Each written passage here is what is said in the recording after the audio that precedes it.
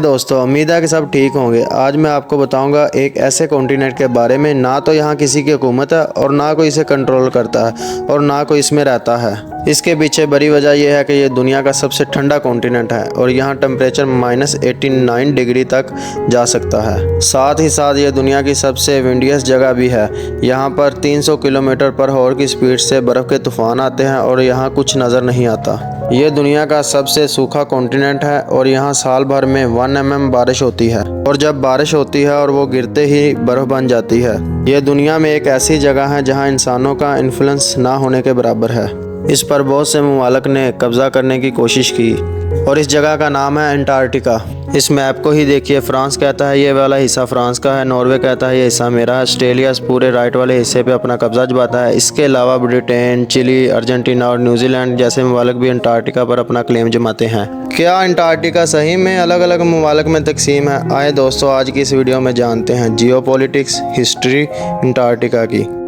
Antarctica, a composite portrait of a continent which has challenged man since first he could sail beyond the limits of his horizon. The Antarctic continent is surrounded by frozen seas. The south, the bottom of the world, is considerably colder than the top of the world. Missions to study the weird wonders of the amazing Antarctic. For the sum of Antarctica's secrets is but one piece in the greater puzzle that challenges man on all corners of the universe. अपनी story की शुरुआत शुरू से करते हैं। 300 BC around की बात है कि ग्रीक के फिलोसोफर अरिस्टोटल पहले लोगों में से थे जिन्होंने कहा था दुनिया गोल है। ये लोग जानते थे दुनिया में एक नॉर्थ के हिस्से में एक जगह है जिसका नाम आर्कटिक है। उसे ये लोग आर्कटोस करके पुकारते थे।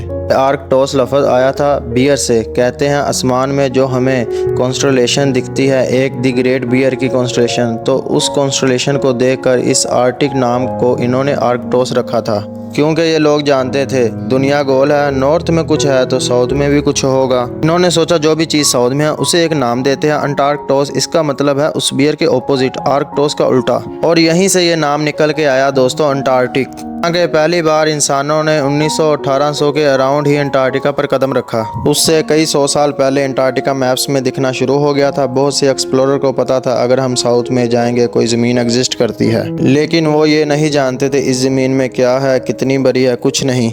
इसी तरह फ्रेंच एक्सप्लोरर ने मैप बनाया 1530 में और इन्होंने अंटार्कटिका को ड्रा किया। और इस मैप को देखिए, लेफ्ट की जानब नॉर्थ को दिखाया गया और राइट की जानब साउथ को, और साउथ में इस बड़ी ज़मीन को नाम दिया गया टेरा ऑस्ट्रालिस। इसका मतलब है अननाउन सदर्न लैंड। इसके करीब 200 साल बाद 1773 में British naval officer James cook वो पहले इंसान बन जाते हैं अंटार्कटिका सर्कल के साउथ में जाने वाले। ये तकरीबन 130 किलोमीटर दूर थे अंटार्कटिका से जब इन्होंने शिप को वापस मोड़ा। हालांकि इन्होंने अंटार्कटिका को देखा नहीं, लेकिन इन्होंने आइसबर्ग ज़रूर देखे जिनमें रॉक डिपॉजिट पाए गए। जब इन्होंने उन पत्थरों को देखा तो इन्होंने कंक्लूड किया, हाँ, टेरा ऑस्ट्रालिस जगह ज़रूर है जो एग्जिस्ट करती है और अंटार्कटिका के करीब जाना डेंजरस था। तो इन्होंने कहा, I can be bold enough to say no man will ever venture further than I have done and that's land which lie to the south will never be explored. इन्हें बहुत यकीन था ये जगह बहुत ख़तरनाक है और यहाँ कोई भी नहीं पहुँच सकता। ये कहते हैं हवाएं यहाँ इतनी तेज़ चल रही हैं कि जहाज़ किसी भी वक्त आइसबर्ग से टकरा सकते हैं, लेकिन इनके ये अल्फाज 50 साल बाद गलत साबित हो जाते हैं। पहली बार अंटार्कटिका की ज़मीन पर किसी ने कदम रखा, ये काफ़ी कंट्रोवर्शियल है क्योंकि कई लोग कहते हैं वो पहले इंसान है। ब्रिटिश अमेरिकन कैप्टन जॉन मानते थे वो पहले थे ये करने वाले, क्योंकि उनका जहाज़ भटक गया था और वो अंटार्कटिका पहुँचे। और फिर 1895 में जब एक नॉर्वेजियन जहाज़ जिसका नाम ही अंटार्कटिक था इसके किनारे पर पहुंचा, इस जहाज़ से एक बोट उतारी जिसमें 6 से 7 लोग बैठ कर गए। इस बोट में एक नॉर्वेजियन थे, कार्स्टेन। ये कहते थे ये पहले इंसान थे जिन्होंने इस ज़मीन पर कदम रखा। और न्यूजीलैंड का एक इंसान अलेक्जेंडर जो कहता था इन्होंने पहला कदम रखा। आप हिसाब लगा ले, इस बोट में बैठे 2 लोग आपस में झगड़ा कर रहे हैं, पहले कौन उतरा। एक फ़नी ड्राइंग भी बनाएगी, आप देख सकते हैं स्क्रीन पर, जैसे अलेक्जेंडर साहब पहले उतर रहे हैं चुपके से कि वो इंसान पहले बन जाए इस जगह पे उतरने वाले। इसके बाद 1900 के पहले सालों को हैरोक एरा बुलाया जाता है और इस एरा के बाद शुरू हुआ अंटार्कटिका के कॉलोनीज विजन। जब बहुत सी कंट्रीज़ ने इस पर क्लेम जमाने की कोशिश की। 1908 से 1942 के दरमियान 7 अलग अलग कंट्रीज़ ने कहा यह जगह हमारी है। ये ममालिक थे Argentina, Australia, Chile, France, New Zealand, Norway, UK. इसके अलावा कई और ममालिक थे, USA, Soviet Union, Japan, Sweden, Belgium और जर्मनी जैसे, जो एक्सप्लोरेशन कर रहे थे। नई एक्सप्लोरेशन करने लग रहे थे अंटार्कटिका पर बिना कोई टेरिटरी क्लेम करे। हिटलर के टाइम में साल 1939 में जर्मनी अंटार्कटिक एक्सपीडिशन भी हुई थी। ये अंटार्कटिका की ज़मीन पर गए एरोप्लेन लेकर और वहाँ पे कुछ तस्वीरें भी ली और कहा ये एरिया अब जर्मनी के कंट्रोल में है। उस वक़्त यूएसए कोई एक्टिव मुल्क नहीं था। साल 1924 में अमेरिका के जो सेक्रेटरी ऑफ स्टेट थे, इन्होंने कहा था अगर कोई कंट्री जगह की खोज करती है, उस जगह का ये मतलब नहीं कि वो ज़मीन उसकी होगी।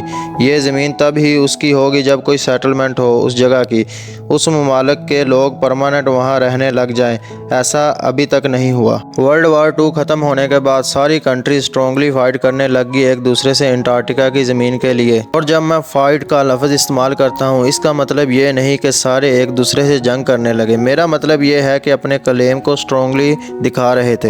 इन कंट्रीज़ ने परमानेंट रिसर्च स्टेशन बनाए अंटार्कटिका में, ये दिखाने के लिए देखो यहाँ हमारे लोग रह रहे हैं, हमारी ज़मीन है ये। अगर आप मैप में देखोगे आइलैंड हैं जो अंटार्कटिका के करीब है, हाइड एंड मैक्वारी आइलैंड। 1947-48 में ऑस्ट्रेलिया ने इस जगह पर अपना स्टेशन बनाया। 1953 में कार्जोलिन फ्रांस ने अपना स्टेशन यहाँ पर लगाया।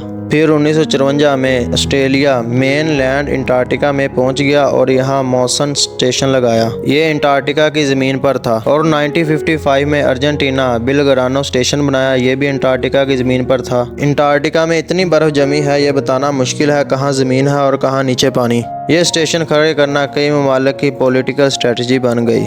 एक टाइम में अर्जेंटीना, चिली, ब्रिटिश बेसिस इतने करीब थे एक दूसरे से कि ये कहना गलत नहीं होगा ये रिसर्च स्टेशन नहीं थे, बल्कि ये बेसिस इंटेलिजेंट एक्टिविटीज़ के लिए बनाई जा रही थी।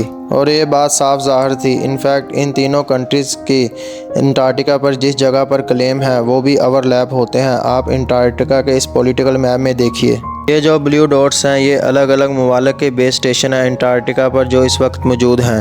नॉर्वे, ऑस्ट्रेलिया, फ्रांस, न्यूजीलैंड जो क्लेम किया है अंटार्कटिका की ज़मीन पर, बड़ा क्लियर है ये कौन सी ज़मीन को क्लेम करते हैं। इनका कुछ ओवरलैप नहीं हो रहा। अगर नक्शे के लेफ़्ट साइड पर देखें, चिली, अर्जेंटीना, यूके ने जो क्लेम किया है एक दूसरे से ओवरलैप हो रहा है। 1950 में सोवियत यूनियन ने एक मेमोरेंडम इशू किया बाकी सारी कंट्रीज़ को। कोई भी कंट्री अगर सोवियत यूनियन से पूछे बिना टेरिटरी क्लेम करेगी। सोवियत यूनियन के बिना कोई भी ममालिक अंटार्कटिका को लेकर डिसीजन लेगा, हमारा मुल्क किसी भी क्लेम को रिकॉग्नाइज नहीं करेगा। उस टाइम अमेरिका और सोवियत यूनियन के दरमियान कोल्ड वार शुरू हो गई थी और बाकी सारी कंट्रीज डरने लगी कहीं ये दोनों ममालिक अंटार्कटिका पर जियो पॉलिटिक्स ना खेलने लगे। ये दोनों ममालिक आपस में लड़ने लग रहे थे, दुनिया में अलग अलग, ऐसा ना हो ये अंटार्कटिका पर भी लड़ने लग जाएं। लेकिन थैंकफुली ऐसा नहीं होता। साल 1958 में अमेरिकन प्रेसिडेंट बाकी सारी कंट्रीज को नोटिस इशू करते हैं और कहते हैं एक ट्रीटी होनी चाहिए जिससे ये साबित हो कि अंटार्कटिका हमेशा आज़ाद और पीसफुल रहेगा।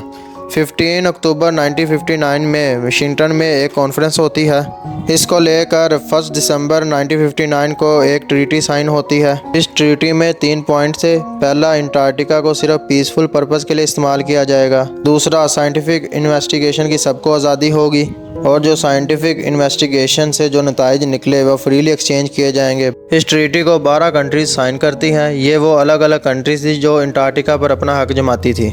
सबसे इंटरेस्टिंग बात यह है इस ट्रीटी के बारे में, जो भी कंट्रीज़ अपनी जगह का क्लेम करती हैं अंटार्कटिका पर, उन क्लेम को ख़त्म नहीं किया गया। ये ट्रीटी उन क्लेम को टेम्परेरी सस्पेंड कर देती है, लेकिन वो सब कंट्रीज़ आज के दिन भी क्लेम्स करती हैं ये जगह हमारी है। इस पॉलिटिकल मैप को देखो, ये आज के दिन भी वैलिड है। सबसे बड़ा हिस्सा ऑस्ट्रेलिया के पास 42% ज़मीन ऑस्ट्रेलिया क्लेम करता है। ये देखना भी ज़रूरी है, अमेरिका इन सारे क्लेम्स को रिजेक्ट कर देता है। अमेरिका ही नहीं, दुनिया में ज़्यादातर ममालिक इन क्लेम्स को रिजेक्ट करते हैं। ये जो 7 ममालिक हैं जो अपनी जगह क्लेम करते हैं, इनमें नॉर्वे, ऑस्ट्रेलिया, फ्रांस और न्यूजीलैंड एक दूसरे के क्लेम को रिकॉग्नाइज करते हैं। यूके, अर्जेंटीना, चिली एक दूसरे के क्लेम को रिकॉग्नाइज नहीं करती क्योंकि उनकी टेरिटरी ओवरलैप करती है। जब ये ट्रीटी ख़त्म होगी तब ये सारे क्लेम्स इम्पोर्टेंट बन जाएंगे।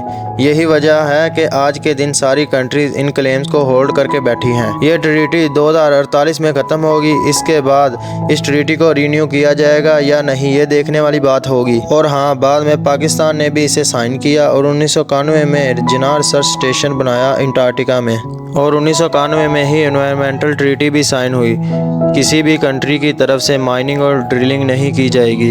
इसको मैड्रिड प्रोटोकॉल भी कहा जाता है क्योंकि स्पेन के कैपिटल मैड्रिड में ये चीज़ साइन हुई। ये चीज़ करना ज़रूरी थी क्योंकि पहले भी बहुत सी जगह तबाह हुई माइनिंग और ड्रिलिंग की वजह से। और 1992 की स्टडी के मुताबिक अंटार्कटिका के नीचे 19 बिलियन बैरल ऑफ ऑयल है।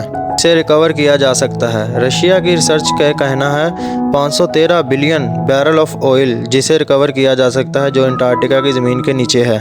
इस ऑयल को रिकवर नहीं किया जा सकता, इसकी दो वजह है। पहली मैड्रिड प्रोटोकॉल और दूसरा करना काफ़ी महंगा है ये आज के दिन। बट आने वाले सालों में क्लाइमेट की तब्दीली की वजह से हो सकता है बर्फ़ पिघल जाए, तब आसान हो। और जैसे मैंने बताया, ये ट्रीटी 2048 में ख़त्म होगी। अगर ये ट्रीटी रीन्यू नहीं हुई तो बहुत से ममालिक इस पर कब्ज़ा करने की सोचेंगे। साल 2000 के बाद किसी ने भी बेस स्टेशन नहीं बनाए, बट चाइना ने बहुत सारे बेसिस बनाए अंटार्कटिका की ज़मीन पर। दोस्तों, ये जगह बहुत ही खूबसूरत है, इसे आज़ाद ही रहना चाहिए। और हाँ, मिस्टर बीस्ट जो यूट्यूब पर 2nd नंबर पर मौजूद है, बहुत ही मशहूर है, वो इस जगह पर गए हैं 2 दिन के लिए अपनी यूट्यूब वीडियो के लिए। वो देखिए और अंदाज़ा हो जाएगा इस जगह का कितनी खूबसूरत है ये। दोस्तों, इस वीडियो को यहीं पे एंड करते हैं। सब्सक्राइब, लाइक, कमेंट ज़रूर करें और अपने दोस्तों को ज़रूर शेयर करें। Thank you.